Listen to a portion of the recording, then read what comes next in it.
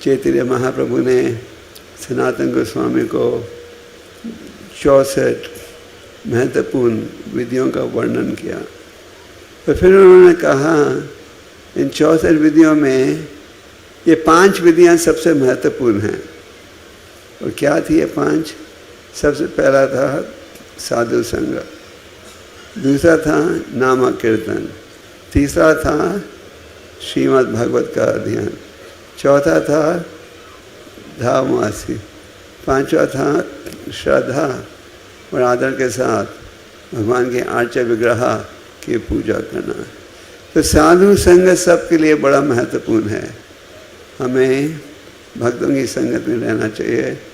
और इसी अध्याय में आगे नारद मुनि कहते हैं कि व्यक्ति 3 प्रकार की संगत प्राप्त कर सकता है। एक उनकी संगत जो आपसे ज़्यादा एडवांस हैं, दूसरा जो आपके बराबर का ज्ञान रखते हैं, तीसरा जो आपसे कम ज्ञान रखते हैं। अगर उनकी संगत मिले जो आपसे ज़्यादा एडवांस हैं तो हमें प्रसन्न हो जाना चाहिए। जैसे कि कहा गया है लावा मात्र साधु संग। लावा मात्र है 1 सेकंड का 12वां हिस्सा। अगर एक पल के लिए भी शुद्ध भक्त की संगत मिले तो आपका जीवन बदल सकता है। तो जब हमें हमारे से एडवांस भक्त की संगत मिले तो हमें उससे प्रसन्न होना चाहिए। बराबर की संगत मिले तो उनके साथ मित्रता का भाव रखना चाहिए। और अपने से कम ज्ञान के व्यक्ति की संगत में रहें तो दया की भावना प्रकट करनी चाहिए।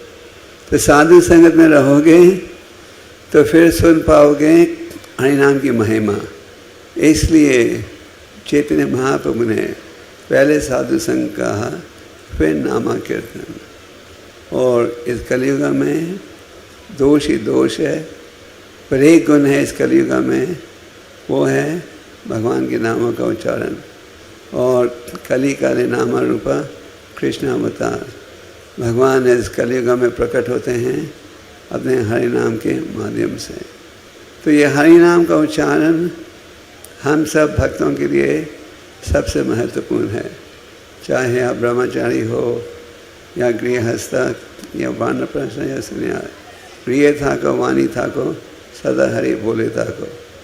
ठाकुर भक्तिनोद जी कहते हैं आप गृहस्थ हो या ब्रह्मचारी या सन्यासी, या हरि नाम को जरूर अपनाओ। तो हरि नाम का उच्चारण का लाभ हर स्थिति में है। जब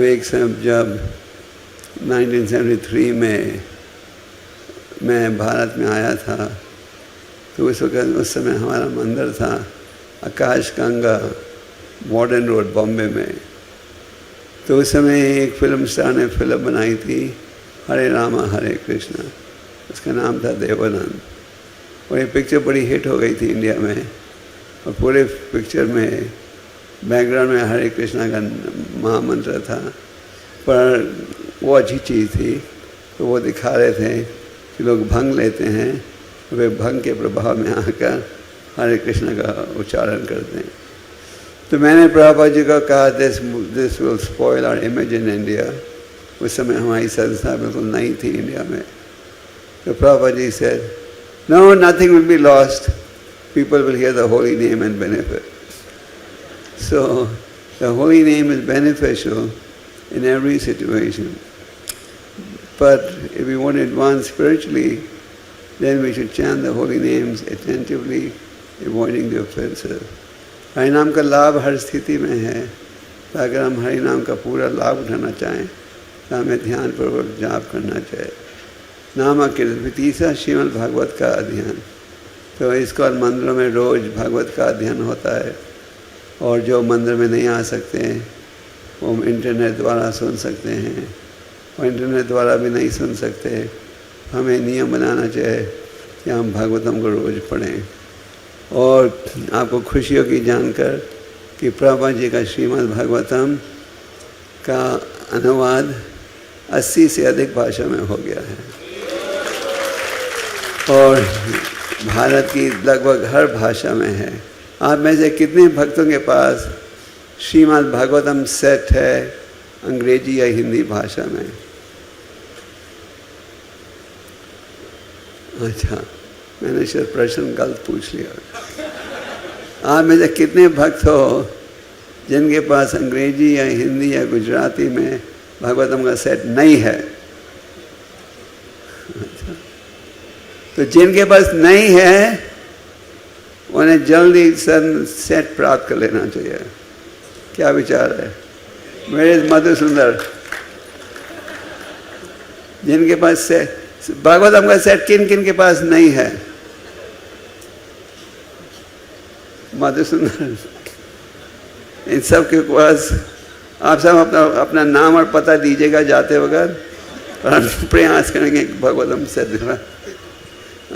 तो भागवतम को इंटरनेट से नहीं सुन सकते तो भागवतम को पढ़ो। फिर धाम में रहो, तो अगर हर व्यक्ति धाम में जाएगा रहने के लिए तो शहरों में प्रचार कौन करेगा? और आपका दिल्ली शहर एक रूप से धाम ही है। क्यों धाम? इसलिए कि प्रभुपाद जी ने आपके शहर में बहुत समय काटा।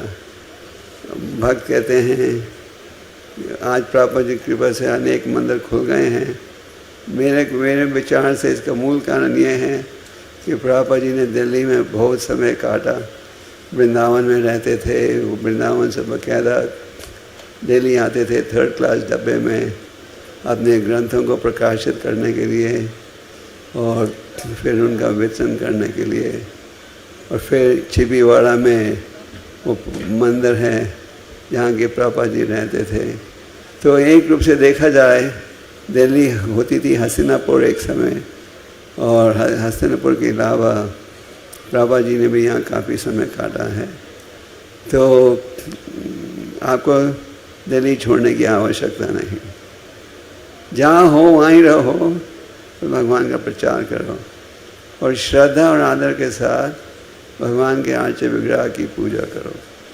जो भक्त मंदिर में रहते हैं वो मंदिरों में भगवान के आर्च विग्रह की पूजा करते हैं, मंगल आरती में आते हैं।